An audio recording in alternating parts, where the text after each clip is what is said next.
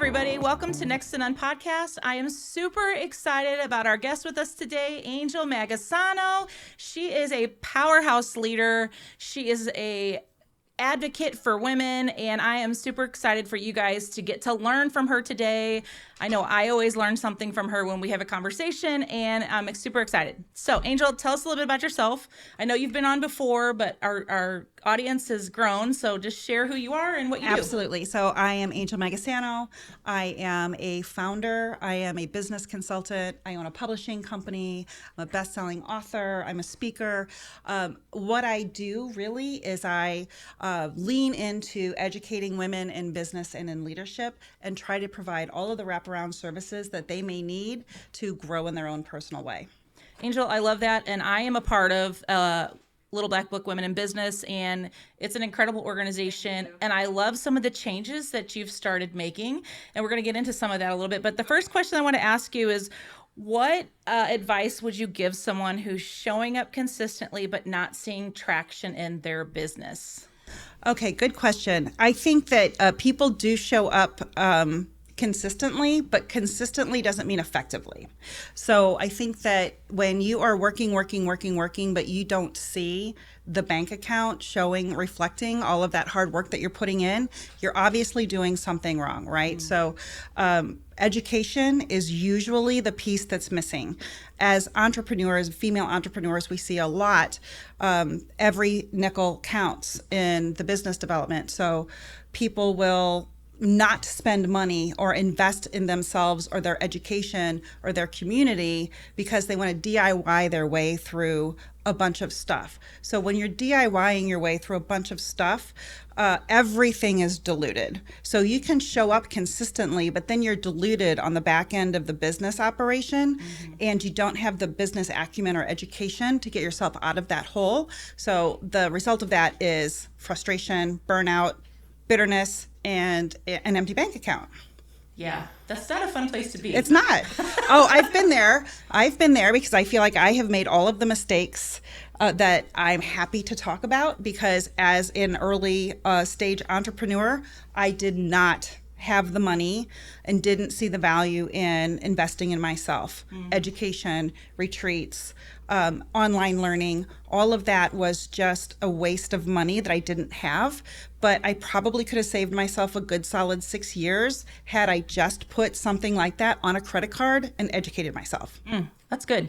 I know a lot of people will be like really resistant. No, I don't use credit cards, but like you can make that back with the education that you receive. And I've spent quite a bit of money on getting some certifications as a leadership coach and a DISC practitioner and Working Genius, and I'm actually looking at getting the certification for the Clifton strengths, good for you. Like, it's a lot of money. It's a lot of money to invest in all of that, but it comes back tenfold when you utilize it within your business. And so tell us something early on that you didn't educate yourself in.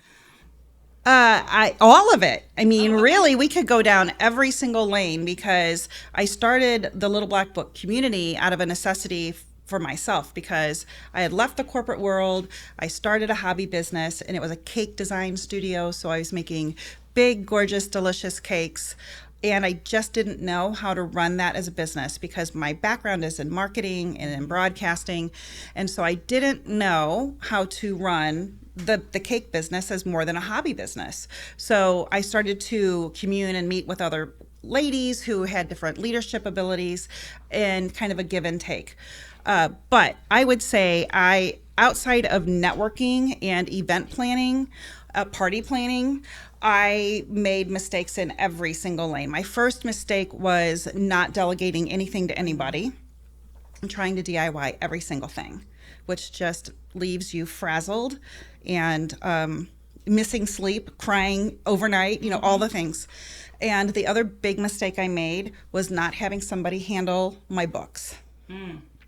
I don't think I took myself seriously enough as an entrepreneur to understand the value of somebody doing my books. But I got to a point where I finally made that decision, because I wasn't keeping track of anything. I found out that I needed to charge sales tax on certain items that I wasn't charging for. So I had a big tax bill at the end of the year. and I hadn't collected any of that money. So here I am. Now I'm $10,000 in tax debt because I didn't have that coaching up front financially. So I think delegating the things that you're not good at and having somebody who is certified in bookkeeping is one of the most important things. So who's your go-to for that? My go-to for that is a lady named Jill Shaver. Love Jill. We love Jill. She owns Secure Bookkeeping Solutions here in the St. Louis area. She's one of the most respected bookkeepers and payroll managers. She also just onboarded a tax accountant. So yeah, she really is she's an all-in-one stop shop, and she saved me so much money. You know, I pay her a lot of money to save me money. Yeah. It's worth it. Yeah. Well, that's what happened to me when my first year of business. I was like, I'm going to do my taxes myself. And then I got into it and I'm like, I don't have any idea what I'm doing. And so I found an accountant and I'm like, can you please do my taxes? And I when I did it, I was owing the government money. But when he did it, I got a lot more back. Right. Because you probably didn't make enough income really in the business. Yeah. I think that is, if you don't have a competent bookkeeping and tax system, then I don't feel like you take your business seriously. Then you're just kind of playing, it's just a hobby for you, which is probably the category that I was in 10 years ago. It's interesting a lot. I have conversations with a lot of women, and when they're in that early stages, it is more of a hobby. Like, oh, I just have always done this and I love it and I'm going to make it into a business. And I'm like, okay, what's your business plan? Well, what's that? Well, that's important. It is. It is. And so certainly we see it all the time. And we see women who have left a corporate job or they're reemerging into the workplace after raising children, and they're going to start a business. And they are like, I can make my own hours, I can do my own thing. But usually what that means is I'm going to spend the afternoon at the winery with my girlfriends because I'm an entrepreneur and I can. Right. And so I see women not show up for themselves the way they would show up for somebody else or for a manager. Yeah. If they had a day job. That's so true. I do think that there is some balance things there though, because like for myself, like there's times where I am blowing and going and like I hit an afternoon and I'm like, you know what? I am done. I can't output anything else right now. So I take the afternoon off. I think that is the advantage of being an entrepreneur. The freedom of time is where it's at, but you have to put in the work to get the freedom of time. And you know, Joe will sometimes, he's like, hey, you're on my time now. I'm like, no, I'm a creative, and so I have to work when I am inspired to do it. You know, I do allow myself to have down days. I allow myself to say, you know what, I don't feel it today, and that's all right. But when it's 9:00 at night and I'm still on the couch on the laptop getting the work done, and he'll be like, when are you going to be finished? I'm like, I'm going to be finished when I'm finished because I'm in it, I'm on a roll, and I'm going to do it while I'm inspired to do it. That was probably one of the biggest shifts for me coming out of my previous career and starting a job. I worked 9 to 5, and one of my mentors said, why? And I'm like, because that's what I got to do. And she's like, no, you don't. I'm the most productive in the morning. So I will get up, and I've actually just recently started strategically shifting my calendar so I don't have a lot of morning meetings, because that is my most productive time in my office. And I schedule the meetings and other times, but I mean, like, man, I get so much more done in the morning. And in the afternoons, man, I could go have coffee with you and chat about the different things that are going on. And a lot of my coaching clients are in the afternoon. They're not in the morning because, again, it's my most productive time. And so I totally get that. Like, there's that balance of that too. There is balance. You know, and my partner Joe, whom I just am crazy about, he has that mindset as well. Like, it's 9:00, I need to be in the office. He's also a business owner. He doesn't need to be in the office, but he doesn't need to be in the office, right? He is still learning that laptop can travel, you know? Yeah. And he does have employees. He has a staff that manages, you know, his shop and his office. So he does not have to be there 9 to 5. And he's just starting to really embrace that mindset. And it's doing him so well. You know, he took yesterday off to play golf with his buddies in the middle of the week, which 2 years ago he would never have done. He would have allowed the buddies to go take the day, and but he's did more business on the golf course, not with the buddies, but he said, every time I take time off, everybody calls. I'm like, take more time off. Yeah. If that's the trend, he's like, everybody wants something when I'm out. Yeah. Like, great. By the way, Joe has a business and he does custom cabinetry, and he is so good. It's beautiful. It's beautiful. It's absolutely beautiful. It's tell the name of his business. It's Kitchen Works Cabinetry and Design. Seriously, you should go to their website. He does beautiful, beautiful work. It is. Sorry, shameless plug for Joe. To me, it's every woman's dream. Oh, kitchen. yeah. Every single kitchen he does is every woman's dream kitchen. I know. I told him one time, I was like, man, I wish I knew you when we built our house. Yeah, definitely. Well, when you're ready to remodel. Yeah. Oh, I don't know. It'll be a while. Our house is only 4 years old. Okay. Look, tell me what kind of leader you think you are. I'm a lead from behind type of person. I love you. Give me a microphone on stage in the studio. I will talk your ear off. But when it comes to leading, I really want to empower the people who have stepped forward to do their thing, and watch it from the back. I really feel like I've been micromanaged in the past. I don't like it. I'm a smart woman. I understand it. I only bring smart women onto the team. So, and they're brought onto the team for a reason, right? Yeah. They have a specific talent that I don't have. They can do something that I can't do. So I really like to be hands off. Want to be in the know about everything that's going on, but I really want the team to be empowered to do their thing. I love that. I think a lot of leaders think they have to be into the weeds of things, and actually empowering your staff to actually do the work, and you're just helping them Right. through that, or checking on things, those types of things. There was a question I was going to ask you. Oh, I just read something yesterday about, it's going to be a good story because I can't remember all of it. But the CEO should only do 3 things. Mm-hmm. Do you know what I'm talking about? Mm-hmm. And what is it? Strategize, culture, and coach. Yep. Is that correct? That's correct. So the CEO coaches the executives. The executives coaches the directors, managers, whatever they are. And it's a trickle down effect. Right.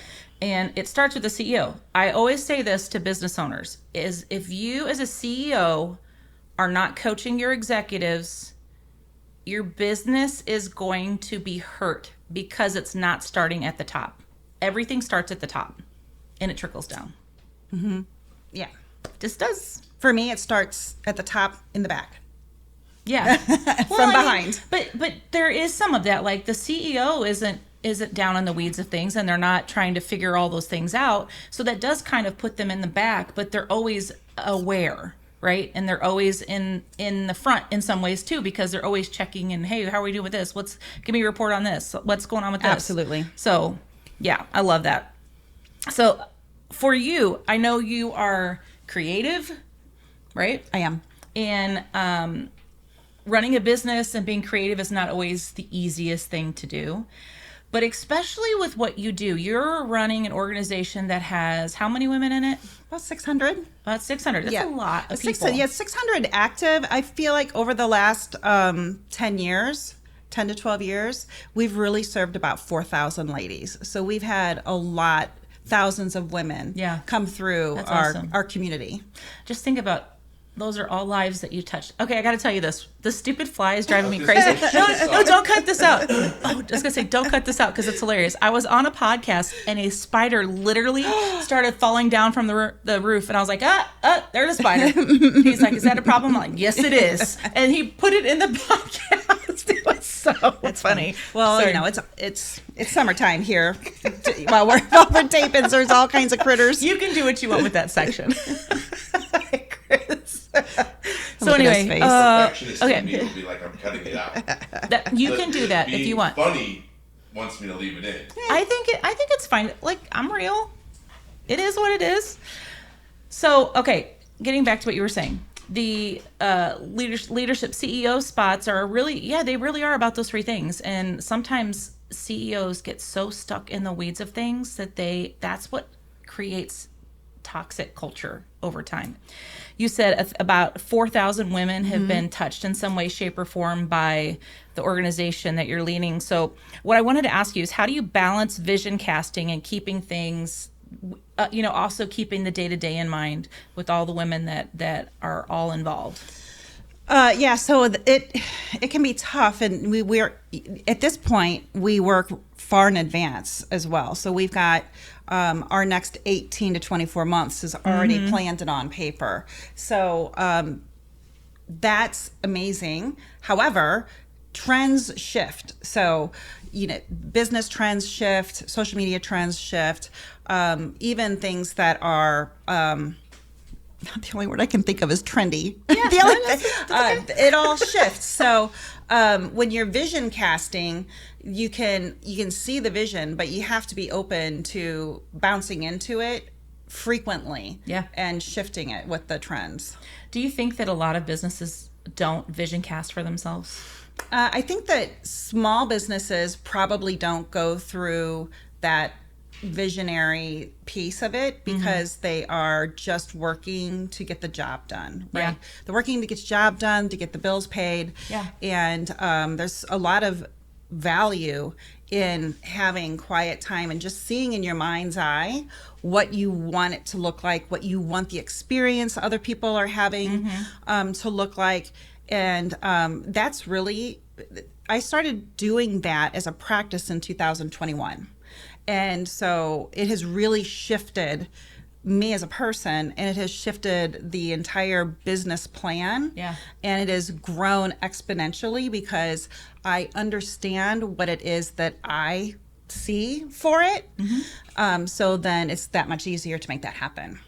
Yeah, I think that sometimes solopreneurs, and even solopreneurs that are for me, every 6 months I meet with two of my mentors. We walk through my entire business and what am I doing? What am I not doing anymore? Why am I not doing it? And what have I replaced it with?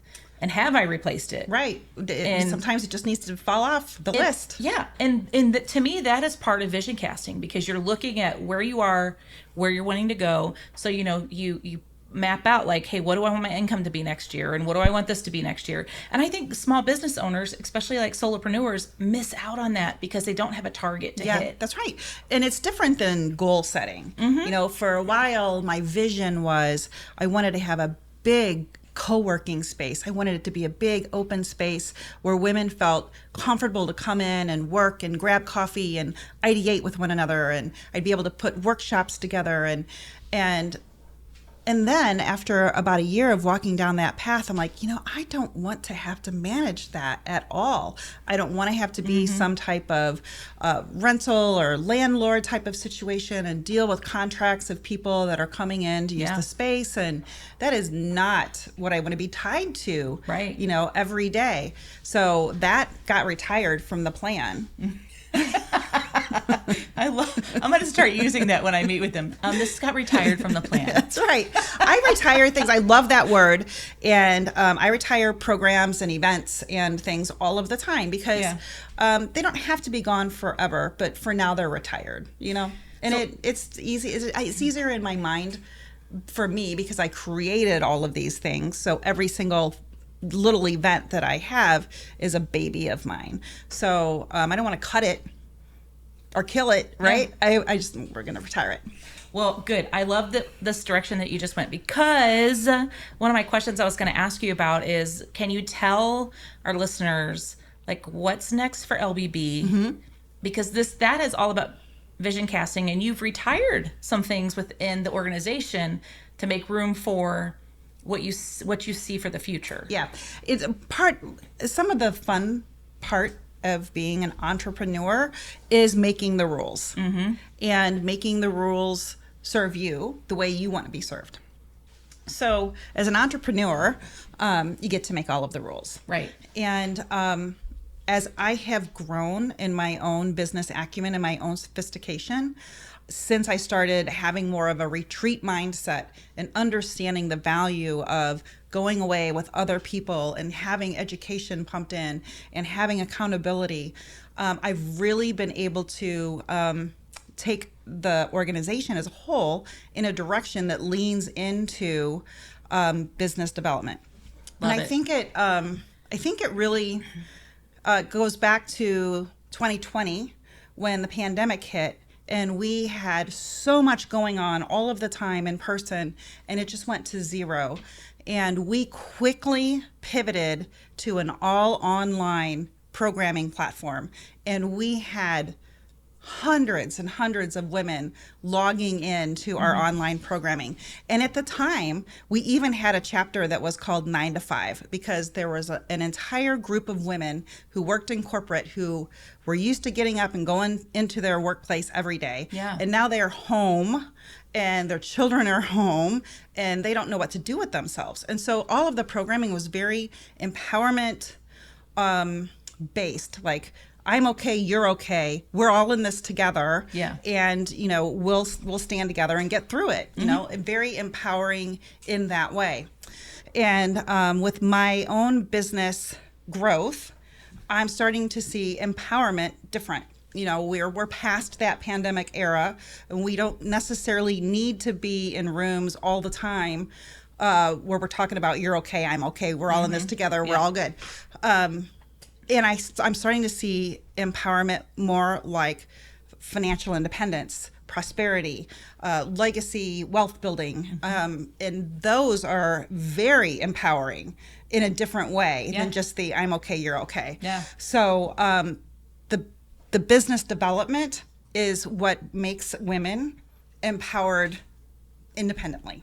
Yeah, 100%. And so we're leaning more into business development programming. Even at the chapter level, we're incorporating a lot of personal development and empowerment still, because that's high value. Yeah. But bringing in more business acumen, like, let's get you prepared to be successful. Yeah. So I love what you said about the business development, because I know you and I had a conversation about that. I don't know how long ago, some time ago. We talk all the time. I don't remember what it was, but it's sometimes it's really hard for business owners to envision what shift needs to happen and how to integrate that into what they're already doing. So give us a little glimpse into your thought process with yours. Well, people will tell you, and until you understand it, you won't understand it. But it is all mindset. Yes. It is all mindset, and I have delivered mindset talks. I have been a participant, and I've heard mindset talks. I've done mindset development work, but it wasn't until it really clicked that I didn't have the right mindset, that everything started to change for me. Yeah. And so I think that I hope I'm answering your question, Amy. I think you are. But I think that mindset really is what draws the line between somebody who is struggling all the time, like we talked earlier, and their bank account is not reflecting their hustle because they're in the wrong mindset. They're being a short order kitchen. That could be their problem. Maybe they don't understand who their client is. Maybe they don't understand what problem is that they solve. They just may not know those foundational business, the answer is to run the business. Yeah. And they have a passion and they're doing things, they're showing up for themselves, but they don't have these critical things answered for themselves, and they don't believe they can do it. Yeah. I think that sometimes any entrepreneur will compromise to chase the money. And I think that that's where things get it drifts from the vision that you had originally, and you're chasing money. I was talking to a friend 2 days ago, and a couple years ago, she had a really high level digital marketing agency. And she's like, this is not where I wanted things. It wasn't what she wanted. And so she stripped it all down. She closed her agency and started all over. I think it's really fun to watch people burn it all down and do it again. Yeah. But sometimes that happens Yeah. in the very best way. I have a very good friend who did that about a year ago. And she was running a very successful business. And because of her life situation, and she had a son who's getting ready to go away to college, and she wanted to be more mobile, and she just wanted different things. She was entering a different chapter of her life. She burned the whole business to the ground and started a brand new one that suited her new needs. You know? Yeah, I think sometimes we want to just, and I understand this. I mean, like as a business owner, like we want to make money to bring income into our home, family unit, whatever you have. And you start chasing. Like I just recently did some cutting away of some clients that I had just because they really weren't, hey, I know at the same time my husband's like, you did what? No, but it's good. It's healthy for you. Yeah. And it wasn't, they were great people. I liked and I enjoyed being with them, but they weren't in that pocket that I'm looking for. Right.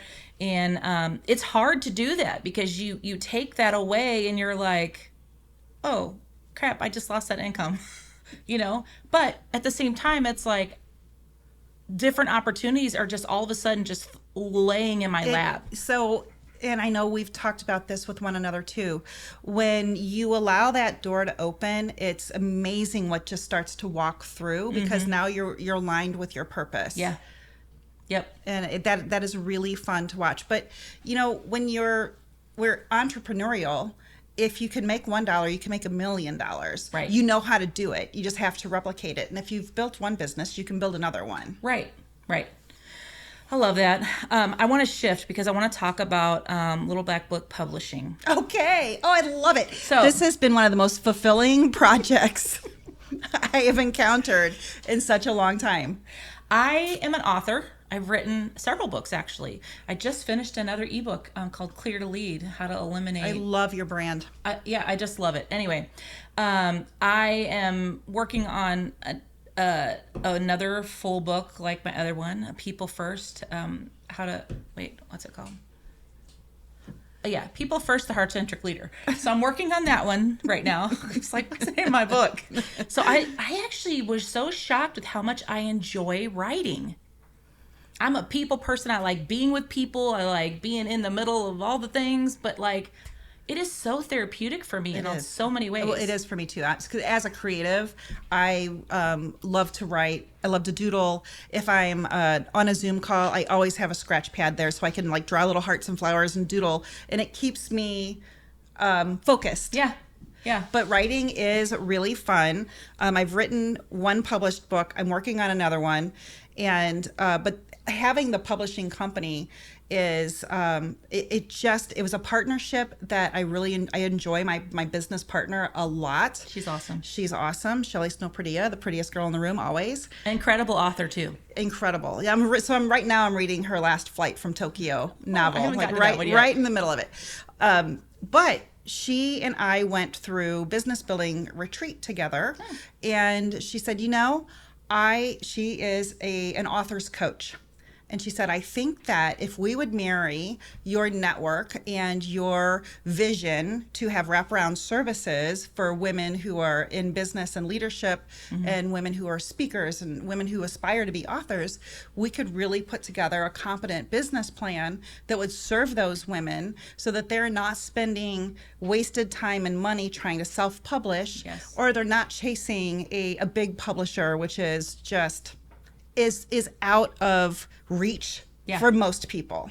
Well, I will tell you guys, I self-published my first book and I would never do it that way again. Ever. As a creative, I would become too frustrated with the technology or the process and just abandon it. That's what I would do. It just took so much of my time. It does. And not that it was great because it was really therapeutic for me at that time, but I wouldn't do it again. I'm going to go through LBB Publishing. I got you. Well, so the cool thing about the Little Black Book Publishing Company is that it's a hybrid publishing company. And I feel like the whole face of the publishing industry is beginning to change, much like music where you can self-publish and even video where you can self-publish. So that is all starting to shift. Now, I talked to a woman on the East Coast who is a chef. just last week. Cool. Oh, and listen, it was crazy. Little's going down a rabbit hole here. After I talked to her, I put on Beat Bobby Flay in the background, and I swear to God, it was her episode. What? I know. How fun and is so that? I emailed her straight back, and I'm like, all right, I'm gonna watch you on this episode. Come cook now. for me. Yeah, for sure. She owns restaurants on the East Coast. But so she published a cookbook in 2020, and she just got her first royalty check. What? This summer. Because with traditional publishing houses, Yeah. not, she's part of the Food Network family, and so she's got some publicists and some people around Yeah. her. So she went through one of the big publishing companies, and so they gave her an advance to write the book. But it's like a loan. Yeah. I think that's what people don't realize. Yeah. If you get an advance, it's simply a loan. Yeah. So you don't get to make any profit on your book until you've paid that loan plus interest Right. back. So with a hybrid publishing company, we are essentially project managers. So we'll take your work, and we will do all of the technical things with it. So we've got an entire team of people who can edit, proofread, design, layout. We can get you licensed with the Library of Congress. We can get the ISBN numbers. We can do all the legal stuff. We can help you get all of your author profiles put on the online book selling, all the online book selling. So there's a lot to it. Yeah. But at the end of the day, the publishing company is paid for that project management, and then we're out. Right. So any profit from the sale of the book, any royalties that So they pay a flat fee to you guys. Correct. And then all the royalties come to the Correct. author. So the author does not lose any of their intellectual property rights. We don't have any rights to the intellectual property. The author has the credibility of having a publishing moniker behind their name, and then we're out of it, and they get to take all of the profit. So when I was telling this lady, because I asked her, "Are you happy with your publisher?" She's like, "I'm not married to anybody," and so that's when we had the conversation about royalties and being able to use those books as a revenue source, because at the moment they're an expense at the Right. moment for her, Right. and not a revenue stream. So yeah, the hybrid publishing company is the bee's knees. Like we have 4 or 5 books that are set to publish here in the autumn, and they're just. So is it only women that can publish? It's not. So Okay. we do lean very strongly into women, because everything that I do really is to make sure that women have that platform if they need it. However, we just had a conversation with a man who is publishing a dystopian societal novel. Interesting. Yeah. And so we're probably going to publish that in 2026, and happily publish this novel for this gentleman and let him start making money on his creative ideas. And so, yeah, no discrimination here, but certainly we do lean hard into making sure that women have the opportunity to share their story. Yeah. So also you guys have, or we have, like LVB, I say we because I'm an LVB, the Give The foundation. yeah. Yeah, we got 501c3 numbers for the foundation in 2023. And the foundation was put in place so that we could raise money to gift entrepreneurs grants. Yeah. So female entrepreneurs grants. So, when you're starting a business, I think that a lot of people may not understand that you are the LLC and the LLC is you. It is all one thing. And when you are looking to get a line of credit or a loan through SBA or the bank, you have to leverage your personal assets for a line of credit. Right. And so many people are not in a position to leverage those assets. Yeah. So it's really difficult to get funding. So we want to be able to bridge that gap between self-funding and traditional loans to help people get a leg up and get moving on their project. Love it. I do too. It's really Love it. fun. It's very fulfilling. Actually, you gave it a scholarship or someone, is that what you called it? I don't remember what you called it. A business grant? Are you talking about Business grant, yes. to Miranda? Yeah. Miranda got a business grant last year at the women's conference. There is a women's conference There is. in March. Go ahead and talk about that. Oh gosh, I know. Gosh. It's called Become. Yes. Become. It'll be the 5-year anniversary of the Become Women's Day of Inspiration. Every year it has a different theme. In 2025, the theme was Become Accelerated, and in 2026, it's going to be Become Bold and Creative. And you know what I just realized? No. Last year was A, Become Accelerated, and this year is BC, Become Bold and Creative. That's fun. All right, maybe we'll walk down that road in a minute.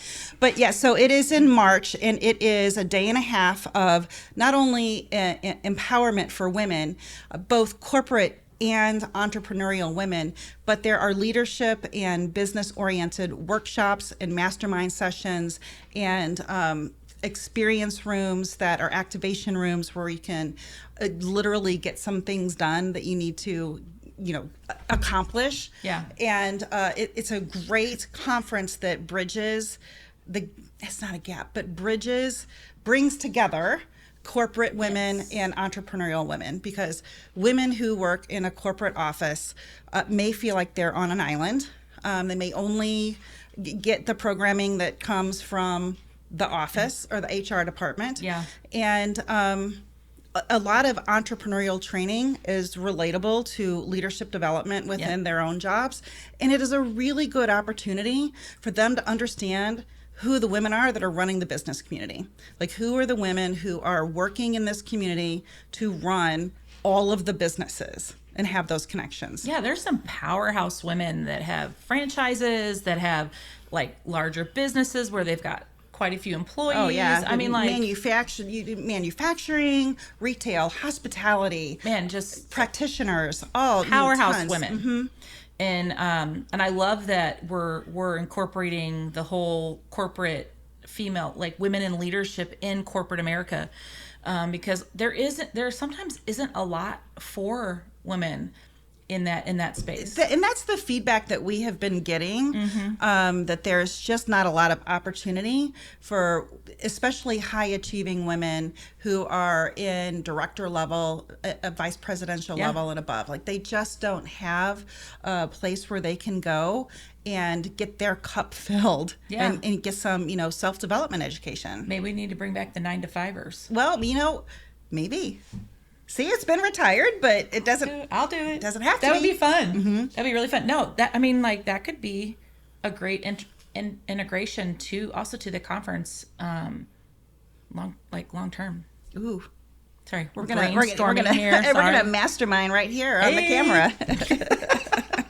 All right. So as we wrap this up, there's two really important questions I want to ask you about. When you think about legacy for LBB, what do you hope this group stands for and produces in the next 10 years? That's a really good, fun question. It is. I love thinking out that far. So in 10 years, I'll be 65. You're so young.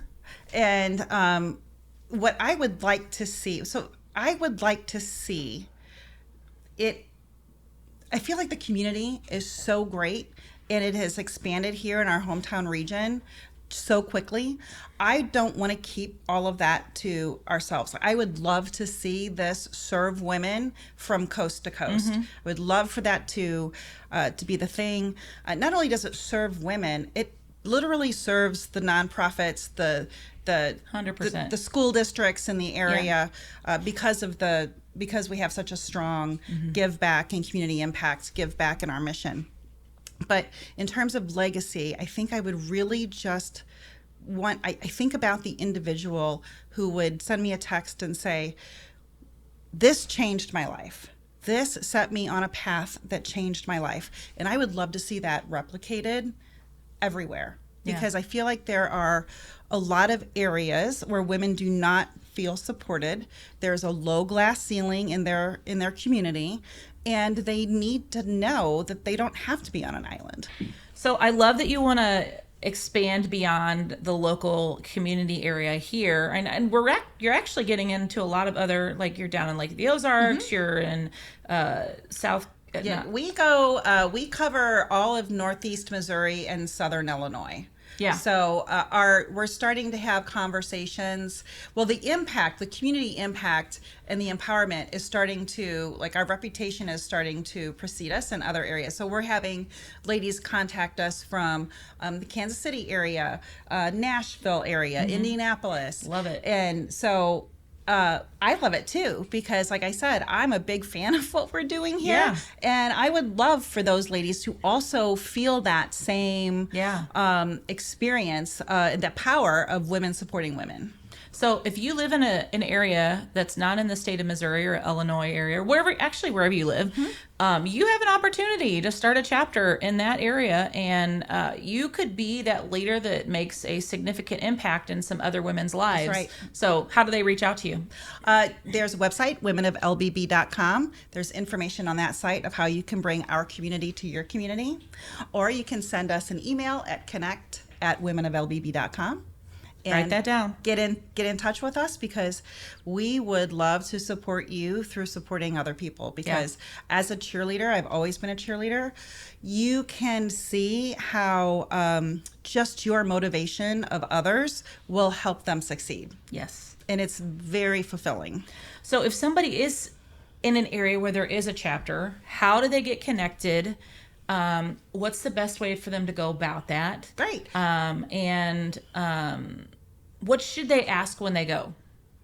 Well, I think that they can find information on the website. So at womenoflbb.com, there is a page for each of the chapters in the cities in which we operate. So they can go to the individual page and they can see the calendar and in the region and what events that they can opt into. And when they show up, I think that they just need to ask, how do I get involved, right? How do I insert myself into this community? All right, Angel, as we wind things down, tell us about the opportunities that are available within LBB besides the member meetings and like the coffee and connections. Okay, so as we were talking earlier, the community was the first to be born, and the community has replicated itself over and over in multiple different municipalities, and that is really the core of where we operate. We operate monthly meetings, self-development meetings, workshops, and mix and mingles, and really an opportunity for women to come together and commune and share best practices. But outside of that, we have a number of business development opportunities. We have what we call Freya, and Freya was a Norse goddess of family and gold, so it really fits in well with our mission. But the Freya program is a 6-month work with you to build your business plan type of mentorship and business accountability program. And our newest program is a business level tier for women who are operating at over 250,000, and they are outside of foundational business building, and they are more in growth development, scaling, leadership development, team development, culture, and even exit planning. And that is called Onyx, and that is a 1-year program that ladies go through, and they can go through it multiple years, year over year. And so that is a virtually delivered mastermind. So any woman who is operating at that level anywhere in the country or world really can opt into those meetings. Love that. Yeah. I'm super excited about those too, because they, a lot of times as women, as business owners, we don't want to go to a men's group sometime for like a business building type of thing, because there's just different challenges in like what men have. Some of the challenges are the same, but women do have some different challenges. I agree. And I think that so here's a good lesson for women who think, ooh, all women's group, no thank you. Let me tell you something. There is a certain vulnerability that comes from all women communing together and sharing their best practices and sharing their struggles, that you may not feel comfortable sharing those very intimate things in a co-ed setting. Yeah. But when you're in a women's only room, someone in that room is going to be able to directly relate and help you with your challenge. Yeah. And that is something that is very special. And we at LBB, we do not have a competitive culture whatsoever. Women who come in with a competitive or attitude that doesn't align, they usually find their way out very quickly, because we are an all rise together women's group. Very supportive. Very supportive. Very, very supportive. Yeah, I would agree with that. And listen, ladies, if you're listening, I really would recommend you just try it out. Just try it out. You know, like hop on in. if you're that woman that says like, I don't like doing things with other women, or I don't want to be around other women like that, I would challenge you in that to just try it one time. Just one time. That's a good word. Yeah. That's a good word. Yeah. I promise you are going to feel welcome. You're going to feel at home. And you're going to feel a sense of sisterhood. Yeah. In a very professional way. Yeah, and you don't have to be besties with people. Like, it's not like I'm going into any of these meetings going, I'm going to find my best friend today. I go in there and I'm looking for opportunities to connect with like-minded women who are also building businesses, and that we can support one another in that process. Yeah, and the other mindset is that please don't come in to any room expecting to walk away with 40 customers. Yes. And that's just a conversation on competent networking, and I'm sure that you have whole shows dedicated to networking. I haven't yet, but maybe that's something I need to do. Well, there's a skill and there's a purpose to networking, and selling isn't it. Right. Networking is part of the marketing plan. I actually have talked about this before on a podcast. I go into the podcast of thinking, not the podcast, into like a meeting with someone of like, how can I add value to this person in this conversation? That's the best way to go in. And the other piece of that I take a little bit further is, what can I learn from this person today that maybe I didn't know? Not so much about them personally, but business even wise. Listening to what people do in their business, I'm like, oh, I could adapt that and do this. It doesn't mean that it's going to be cookie cutter, but I also want to walk away with, like, I know, like with you and I, like, I'll ask you questions sometimes, and because I'm like, I want to be of value to every conversation, to every person that I encounter. Right. And I feel like that's the right attitude, because you will walk away disappointed. And that's why people hate to network, because they go into it with an attitude of, I need to walk out of it with a sale. And that's a lot of pressure. Mm-hmm. But if you walk into a networking opportunity with what can I learn today, or what value can I bring to somebody else, then you walk in fueled and you walk out even more fueled. Yeah. I mean, referrals take time. Referrals have to be, there's relationships built. Like, I'm not going to meet you tomorrow and then I'm like, oh yeah, I'm going to refer your business. I want to get to know you. I want to know that you and your business have integrity. I'm not saying that people don't. I'm just saying, like, I want to know that stuff before I refer someone to somebody. One of the presidents of the Chambers of Commerce that I deal with quite frequently, she said that in her experience, it takes between 12 and 18 months of somebody showing up consistently before they start to see the result of business from that interaction, from that networking. So that is a very long piece of the marketing plan, but you have to show up, you have to do it right, and you have to understand that it is part of the marketing plan that is the long game. Yeah. And I mean, I think that, like, there are situations where it is accelerated, different types of when you click with somebody. Yeah. You know, or you have a need and you find somebody who can fill that need. Yeah. I love it when I walk into a room and I'm meeting with somebody and I'm like, oh yeah, we're going to be friends. Like, and I don't mean like besties, like, hey, we're besties, we're going to do things together. But like, I really like the person, and they're in the conversation, not to sell me something, but just to get to know me, and I want to get to know them. Those type of people, I'm like, all day long. Yes, in that instance, most of the time, I'm like, I can trust them. Mm. And that's good instinct. That's a first time type of thing. Not everybody, but you know, there's sometimes I meet people, men, women, whatever, and I'm like, I can trust them. That's me. I fall that into that category. You do. All right. So wrapping this up, how can our listeners get involved, connect, or learn more? I know we've talked a lot about that, but just give them, like, again, just a little recap of what that is and where they can reach. Womenoflbb.com is the place where you can go to get connected. You can find information about our chapters that are existing. With the calendar of events, we've got about 400 events a year that we produce in order to support women in business and leadership. You can also find information about publishing on that site. You can also find information about our foundation on that site. It really really is a one-stop shop. It is. It's the place to go. And then when you find that calendar, just click on the meeting that is most convenient for you and pop in. Yes. Well, thank you so much for being here today. My pleasure. Thank you for the invitation. It is always so fun just to sit and talk to you. I always enjoy it. And I really appreciate you taking time out of your schedule to be here. And I hope that listeners, I hope you really took away some things today that could help you, not only in your business, but you as a leader. Like, how are you leading your business? Because that's some of the things that we talked about today. So thank you so much. And we'll see you next time. Yep.